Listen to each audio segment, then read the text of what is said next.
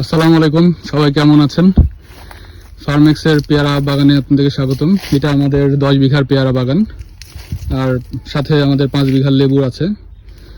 তো এই সাইডটা হচ্ছে আমাদের পেয়ারা বাগানের একেবারে নিচের শেষ প্রান্ত, বাউন্ডারি। তো এই বাউন্ডারি দিয়ে মাঝে মাঝে পাশের গ্রামের ছেলেপেলেরা আসে ঢুকে, যদিও আমরা এখানে তারের নেট দিয়েছি, তারপরও নেটের উপর দিয়ে চলে আসে।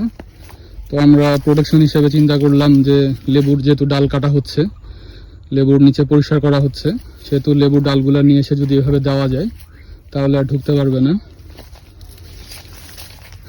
রাজন ভাই, আর তো কেউ ঢুকতে পারবে না এদিক দিয়ে।